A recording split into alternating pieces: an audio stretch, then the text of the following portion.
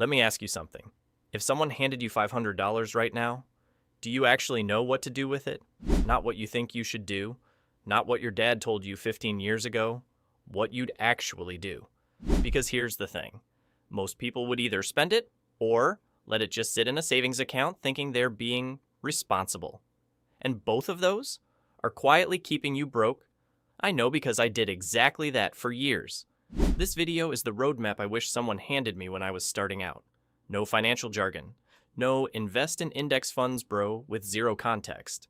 Just the actual steps, in order, that anyone can follow in 2026. Stick with me. By the end of this, your relationship with money will never be the same. Real quick, are you the kind of person who knows roughly how much you earn, but has absolutely no idea where it goes? Yeah, you're not alone. Here's a stat that hit me hard. A 2024 survey found that nearly 65% of people living paycheck to paycheck actually earn above the median income in this country. Let that sink in. It's not about how much you earn. It's about what you do with it. And the scary part? School teaches you quadratic equations, trigonometry. The mitochondria is the powerhouse of the cell. We all know that. But nobody sat you down and said, hey, here's how money actually works. That's not your fault. But fixing it, that's on you. And honestly, it's easier than you think. So here's exactly where to start.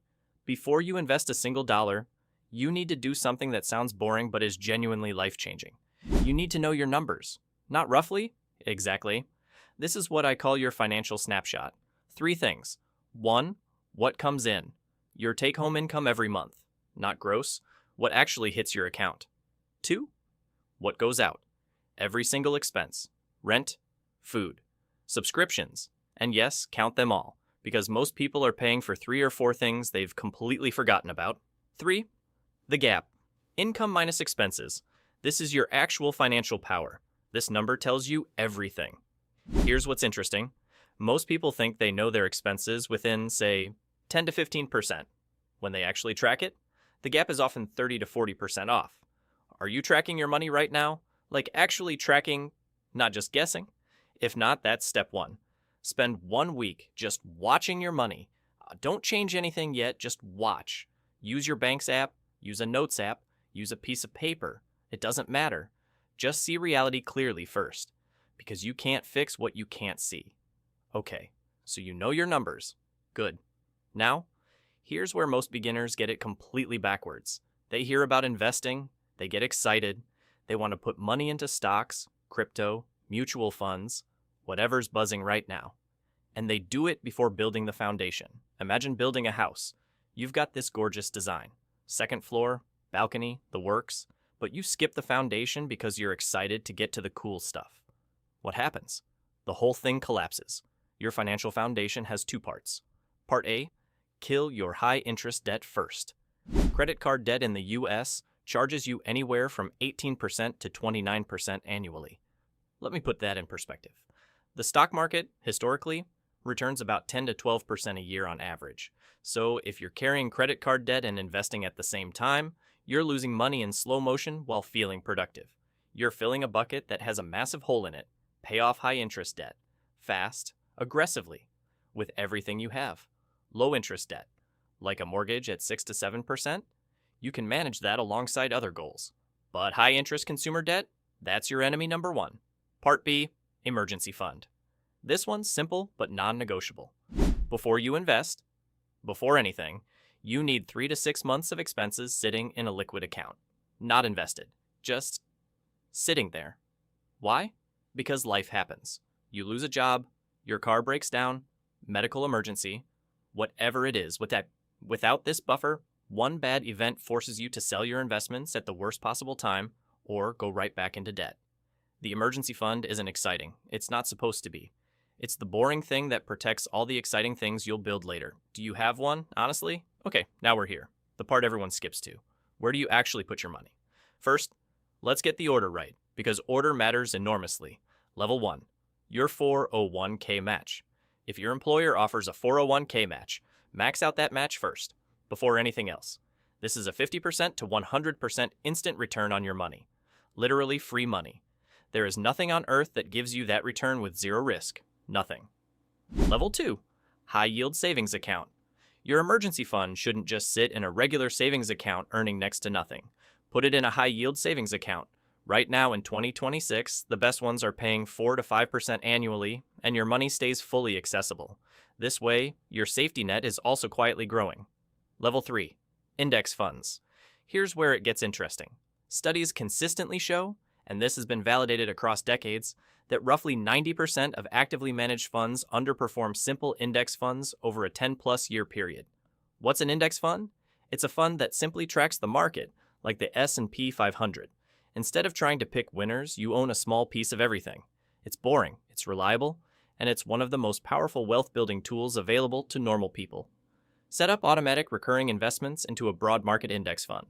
Even $50 a month, even $100. The amount matters less than starting. Are you still with me?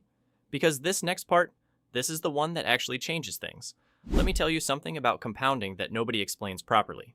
Most people hear compound interest is powerful, and they nod. They get it intellectually, but they don't feel it. Here's a real example. Two people, same age. Let's call them Sarah and Mike. Sarah starts investing $200 a month at age 22. She does this for 10 years, then stops completely. Never invests another dollar. Mike waits. Life gets in the way. He starts at 32. But he invests $200 a month for 30 years straight. Never misses a month. At age 62, assuming a 10% annual return, which is in line with the S&P 500's historical average, who has more money? Sarah. By a significant margin. Even though she invested for a third of the time, because she started 10 years earlier. Those first 10 years did the heavy lifting for the next 40. That's compounding. The most valuable thing in personal finance is not your salary. It's not your investment picks. It's time in the market. And every year you wait costs you, not just that year's returns, but every year of compounding that money would have earned on top of it, on top of it, on top of it. Start small if you have to, but start. All right. I want to talk about something that nobody puts in these videos because it's not financy enough. Your biggest financial enemy isn't inflation, it's not bad investments, it's you. On a bad day. There's a term called lifestyle inflation, and it silently destroys wealth for millions of Americans. Every time you get a raise, your expenses mysteriously rise to match it. New phone, better apartment, nicer car, more eating out. The income goes up. The savings rate stays exactly the same, or gets worse. Watch for this. It's insidious because it feels like you're rewarding yourself, and you deserve good things genuinely, but there's a difference between intentional upgrades and just automatically spending more because you earn more. And one more thing. Stop comparing your financial journey to other people's highlight reel. Someone your age just bought a house? Cool. You don't know if their parents helped with the down payment. You don't know their debt situation. You don't know if that mortgage is stretching them to breaking point. Run your own race, with your own numbers, on your own timeline. Okay, let me give you this in the simplest possible form. If you're starting from zero in 2026, here's the sequence. Month 1, track every dollar for 30 days. Build your financial snapshot. Know your numbers cold. Months 2 and 3. Set up your budget framework. Automate your 20% savings the moment income hits. Open a separate account just for this. Months 3 to 6. Aggressively pay down any high-interest debt. Simultaneously, start building your emergency fund to 3 months of expenses. Month 6 onwards. Once the emergency fund is built, start your automatic recurring investment into an index fund. Doesn't matter how small. Just start. Year 1 onwards. Increase your investment percentage by just 1% every time you get a raise. Just 1%. You'll barely feel it. But over a decade, it's the difference between retiring with options and retiring without them. That's it. That's the whole roadmap. Here's the truth I want to leave you with. Personal finance in 2026 isn't complicated. It never really was.